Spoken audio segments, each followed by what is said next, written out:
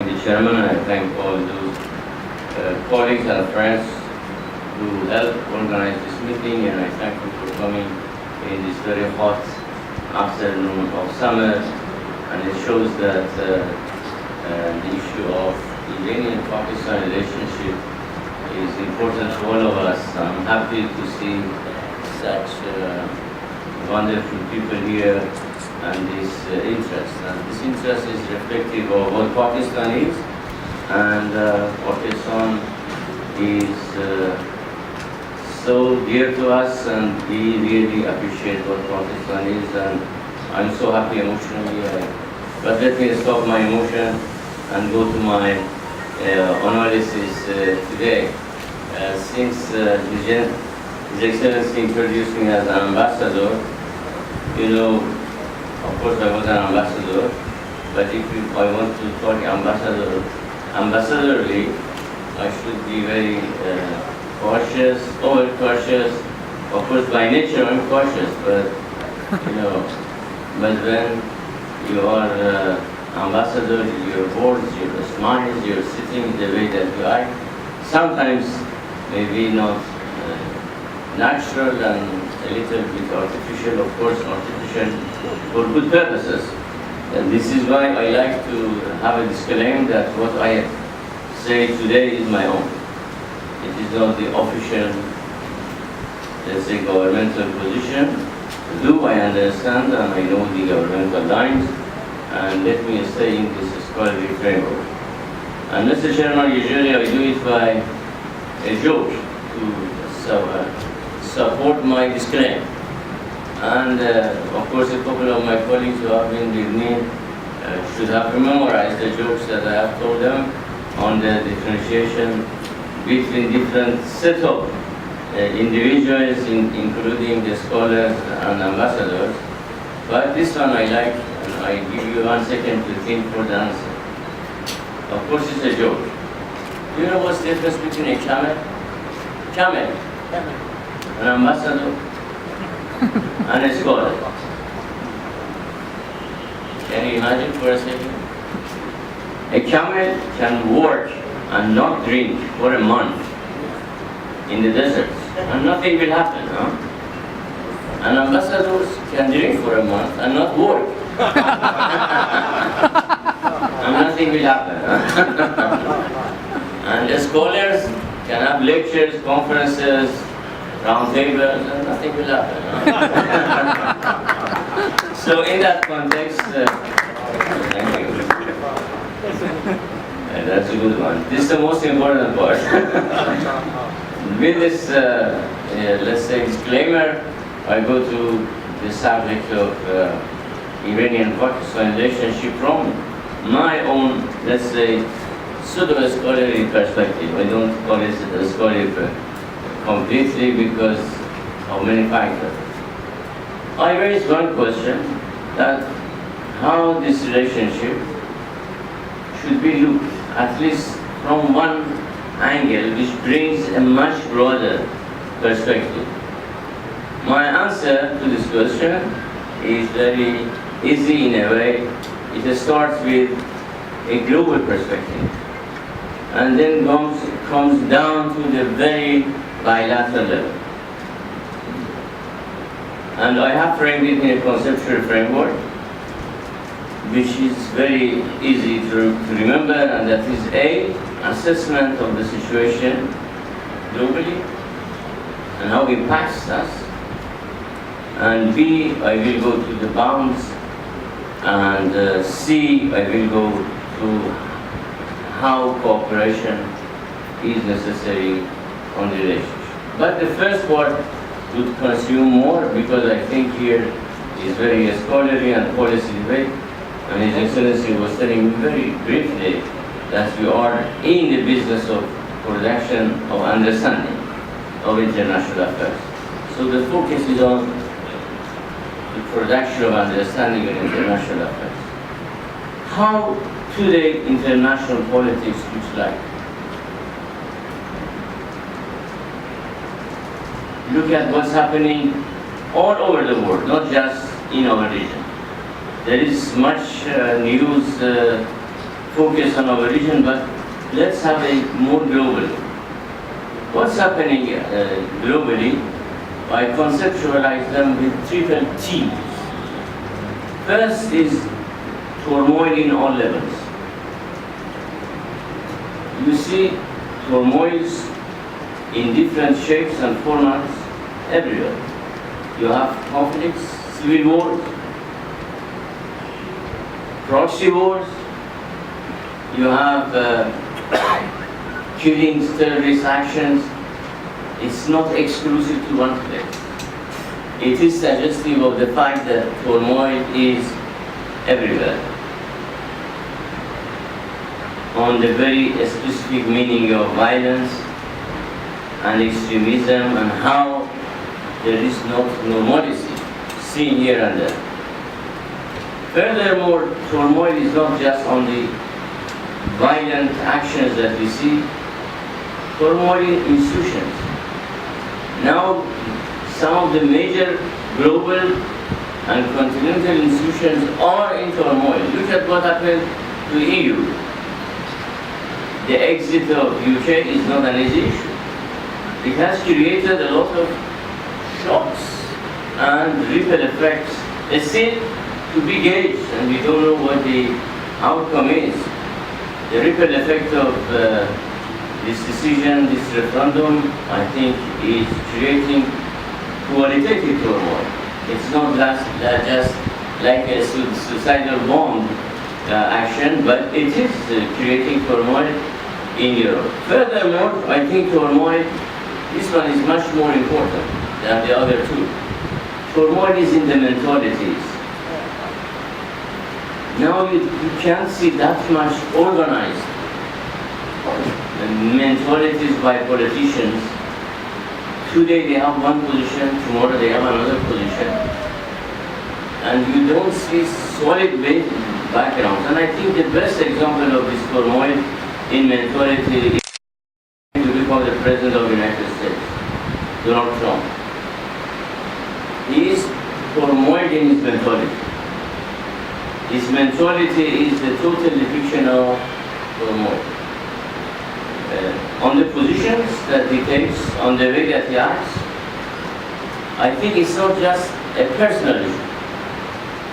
It is suggestive of a fact, of a phenomenon, that there are signs of turmoil in the mindset of a lot of people here and there. Of course, some people say he's very smart, Mr. Trump. He's very smart. Now, instead of one brain, he has two brains. Right brain and left brain. But there is only one problem. In the right brain, nothing is left. And in the left brain, nothing is right. Keep in mind. But this is the state of mind. So this turmoil is there. We can go to many evidences and data of turmoil in mentality, in institutions, even the concepts of nation state is in turmoil, especially in the Arab Middle East. Now they say, what's the nation state here? Ethnicity is more important, and turmoil in our region is more. In our surroundings, turmoil is becoming a perpetual ingredient of daily life. Sometimes it is increasing to a very shocking level and degree. So this is one feature of international system today. The second feature, I call it transition with so many ambiguities. We have so many transitions going on. Transitions always are excruciating processes. Even, as diplomats, now let me appreciate of diplomats. They drink and work also. When you move from one place to the other place, in the first few months, this state of transition is so hard, so difficult. Transition from one, and for me personally, transition from middle ages to senior ages is not easy, because of physical and other issues which come with the package of transition. I don't know whether I'm old, but I'm in a state of transition. That is much better defines what we are. But you see, transitioning global system in different dimensions, and transitions have ambiguities inherently in them. How? First of all, you see transition in the concept of power. Previously, we know what power is. Now, is United States powerful? Yes, it is. Does this power means United States can exert its power and reach its goals? No. Military power is not enough. Then you have the mere concept of military power under so much pressure, economic power, software power. You have power with all many prefixes and annexes, and you see that power today is itself conceptually in transition. Then you see power holders are becoming multiple. The stakeholders or power holders. You see, previously we had a states. Clearly, we could say these are states as the stakeholders of power at the global level, but now you have non-state actors sometimes more powerful than the states. It's a state of transition. ISIS is one of them. Is ISIS a state? Is it big? It's there for more than 2 weeks. It has been able to take land and money and weapon and whatever and a lot of damage. But it's not just a state or non-governmental actors. Individuals have become powerful these days. One single individual can really damage a great power. Look what Snowden did. He is an individual. He is younger than my son. But he could really challenge the power of a great power which he belongs to by citizenship. So I think power holders are also in a state of transition. Furthermore, power local is changing. Previously this power was amassed in the West. And by West we mean Europe and its extension United States. But now there is a shift of power to Asia. China is becoming powerful. China today is different from China of 2 decades ago. And I think even if you look at this local, you see even within the states, center and periphery is changing. Sometimes periphery becomes more important in terms of the established, centralized, locals of power. And I think all this which I refer to with respect to power creates so much ambiguity. And I have to say these ambiguities in our region or more. Europe has still enough means to contain ambiguities in a neighborhood. But here it's a different story. Now let me go to my 30 trends of conflicting nature. You see globalization on one hand everywhere. At the same time, you see very narrow-minded localization in this thing. More than tribal mentality. Tribe mentality is good sometimes because it has a hierarchy. If you talk with the chief of the tribe, you can accommodate, you can negotiate, you can secure. But you have much lower than this level of tribal mentality while you have globalization. Pure personal interest, pure fractional interest, and sub-national level of interest are emerging while you have global interest also emerging. So it's conflict. Then you have in this whole, let's say, globalization and localization. On the one hand, you see another conflicting trend that is closeness of the world today. I speak right now, I don't know whether in Iran they are listening or not, or in the US, or Iranian enemies are monitoring me from here, what he's saying. because the world has become so close. But in the meantime, it's becoming so apart also. It's not just the closeness, it's becoming apart. Perceptions become very important in this phone, while technologically it is so close, mentally and psychologically it's close. And I think in this part of our neighborhood, this is more seen. Even neighbors in one district, they are becoming more apart. So with this picture, which was very murky, I think, I hope you'll share my assessment. Of course, it was not a complete one, but I tried to be fair and give you a picture of what's going on, why not being normative in how it should be. But now I want to be normative. In this state of turmoil, in this state of transition, and in the state of conflicting trends, we and Pakistan are neighbors. Do we have any other option than to be carefully watching our interests, carefully trying to minimize the negative impact of this whole global trends which transcends to our region and really is against our interests? And I think here, I see from your faces that you share, we have no other option.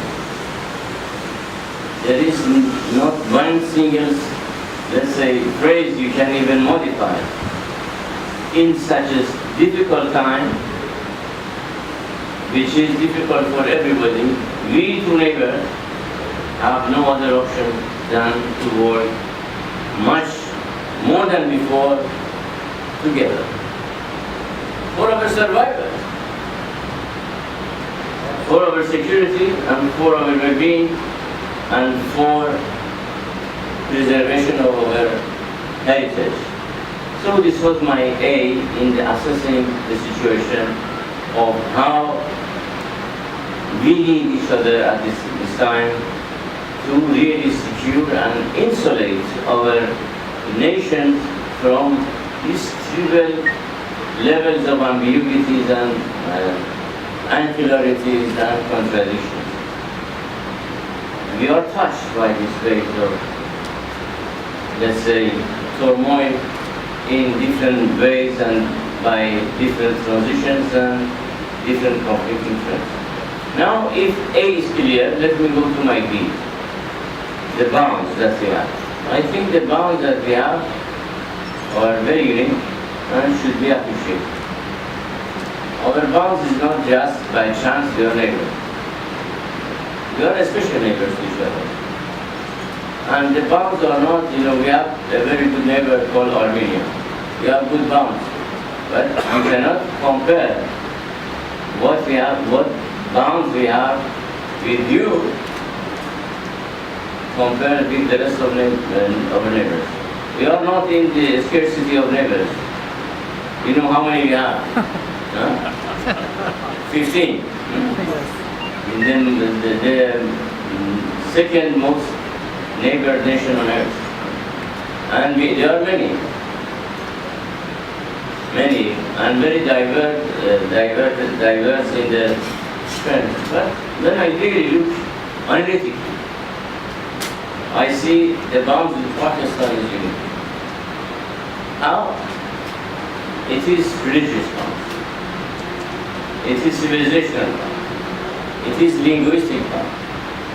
It is political bound. It is a strategic bound.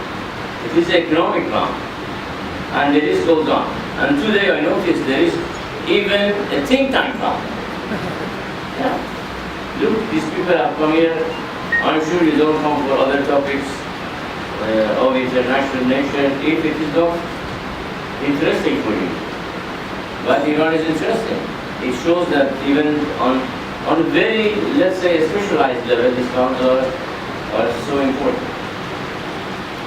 And the bounds should be taken more seriously. The bonds should be preserved, and like friendship, it should be nurtured. When you have a friend, the fact that he's a friend is not enough. You have to nurture a friendship. You have to pay visits. Otherwise, the friendship, yes, is there. But if you have a friend and you don't have a coffee and tea with him or her for a long time, what does friendship mean? It means the bonds are not taken seriously. So bonds should be taken more seriously at this time of transition in the international system. And I think these bonds, it's a very important point I want to make. These bonds are independent of third factors, third variables, third parties. Clearly they are there. Clear. And it is not that, Pakistan is balancing between that one and this one. Because they say, some say we have to balance between this and that. No, some bonds are more important than to be even brought into the picture of balancing conflicting interests of third parties. So I think now we have to appreciate these bonds, and I think these bonds have not been there easily. It is due to many generational heritage, many civilizational heritage, political heritage, and we have to pay attention to this. These bonds, if are taken more seriously, I think then we can go through a more cooperative mood, which is my C, and I will focus on it a little bit than I am. And I'm here personally, I think if I want to have one message, which I feel it is strong in my country. It's not just a diplomatic message I want to send, and you take notes, because ambassadors are called, and they tell them this is the message that they have to communicate. No, this is not a diplomatic. This is a strategic message. That in Iran there is a consensus on cooperation with Pakistan.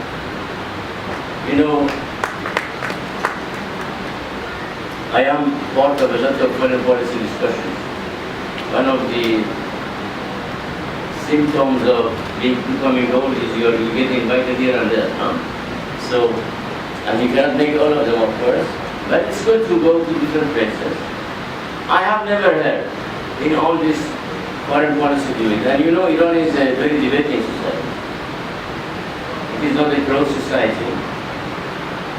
It is not, let's say, a society with no press, with no discussion, and so on and so forth. So we discuss everything. And I have seen in all the debates, not just consensus, I have not seen one single dissenting voice on cooperation with Pakistan. And believe me, it is there everywhere. Even those who don't have energy to jump in, fix issues, to go ahead, because energy requires a lot of other characteristics, but still the consensus is there, and I think it's a strong strategic message which I can get, that this consensus is very clear. And sometimes I hear about third parties who put condition, who put pressure, who do this and that. I think they cannot understand the consensus which exists there, and I think here also is consensus. This is my understanding. I have been to several places in the last few days. Wherever I go, the warmest hospitality that I receive is very suggestive of the fact that it is not personal, it is also a national tendency here, and I think we have to evaluate it. If I want to put everything and wrap up, I would say, first of all, there is no other option. there is no third option. We have to work together more than before. We have to take this friendship more seriously. These bonds should be appreciated more. And we should understand the value of cooperation is not like cooperation with the other countries. It is much more different and it has a strategic weight and it can create more strategic space, not just for us, but for the region. I think Iran and Pakistan really can help to shape this region in a much better way. Now we have competing narratives on how the region should be. Many narratives in sometimes in the packaging of a scholarship, but I think beyond it is pure strategic interest. And our strategic interest is to be attentive to the situation as it is and to the bounds as they are and to the cooperation as it can be expanded. I thank you very much and I'm sorry to take your time.